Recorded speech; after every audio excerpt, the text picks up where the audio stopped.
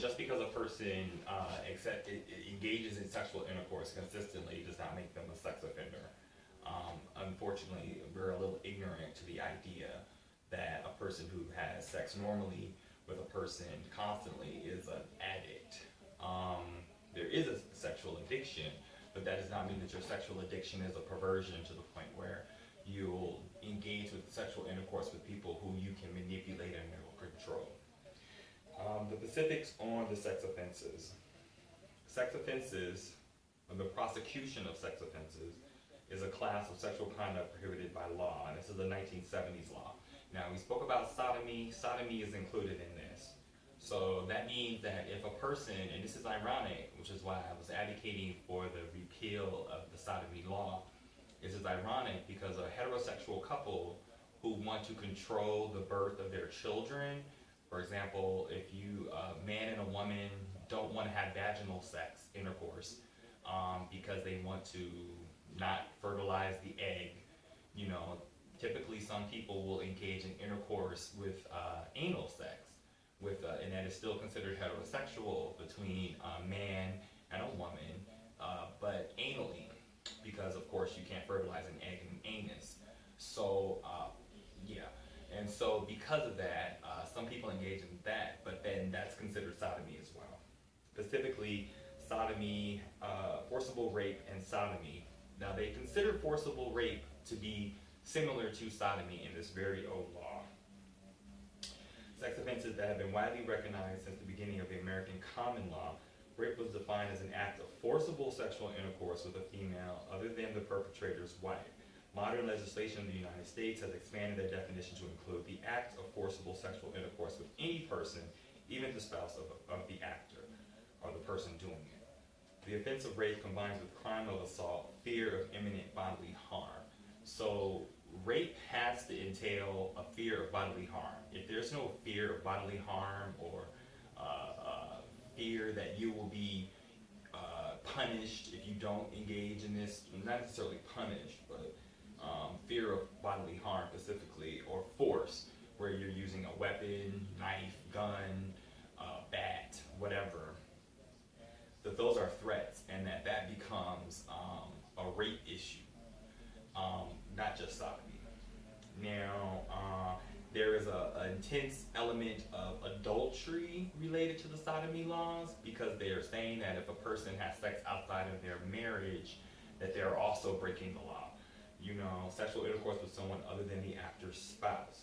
With the element of fornication, sexual intercourse between two unmarried persons. The offense of rape combines with crime of assault and fear of imminent bodily harm with fornication.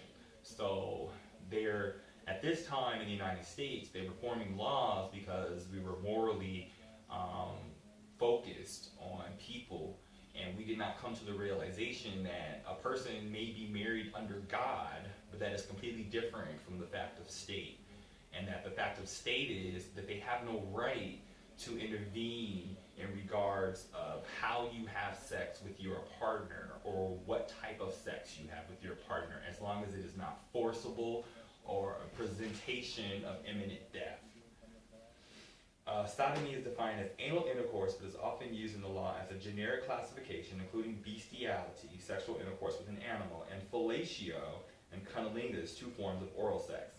So in this sodomy law, they also entail fellatio being illegal, bestiality being illegal, and these are all moral laws. These are not laws that we really have the right to enforce on a person that is in a constitutionally supported system where they have the freedoms of religion, race, and creed and identity to do whatever it is that they choose to do with whomever partner. These forms of sexual conduct were outlawed because widely accepted religious beliefs and moral principles dictate that they are unnatural forms of sexual activity, often called crimes against nature. Forcible rape and sodomy are generally perceived as similarly grave offenses. So rape and sodomy go together, which has been amended and changed over the time, where rape is specifically different from sodomy. Sodomy is the act of anal intercourse, fellatio the act of oral intercourse, bestiality the act of sex with an animal. Most state criminal statutes require some physical penetration in order to consummate the crime of rape or sodomy. So now, to consummate a crime for rape, to say that this person is guilty or can possibly become guilty under a court of law of rape, there needs to be some form of penetration, which has been changed because you don't necessarily need a force of penetration. You can also have forces of acts that are being held at gunpoint or knife point or force, and that can make someone engage in something that they're not comfortable doing. Calling only for a showing of some penetration, however slight. Completion of the sex acts is evidenced by orgasm, ejaculation, or achievement of sexual gratification, however, is not required to prove a rape or sodomy case.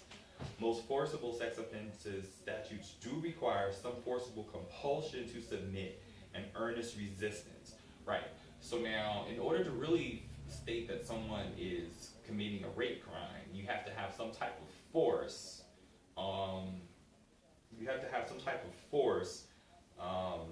Of submission, right?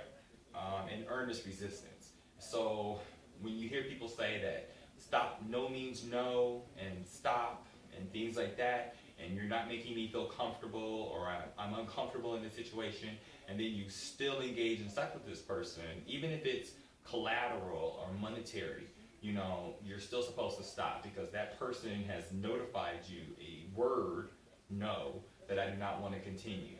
And stop, that what you're doing I feel is violating me. Can you please stop? However, courts will consider the circumstances of the attack, including the characteristics of the perp and the victim, the presence of a weapon, threats of harm, and the assault itself, and asserting the victim's resistance. Statutes do not require victims to resist. To do so would be futile or dangerous. Modern statutes have eliminated the marital rape exception. Some states still have a form of restrictions in the prosecution of the crime of marital rape. So right now, at one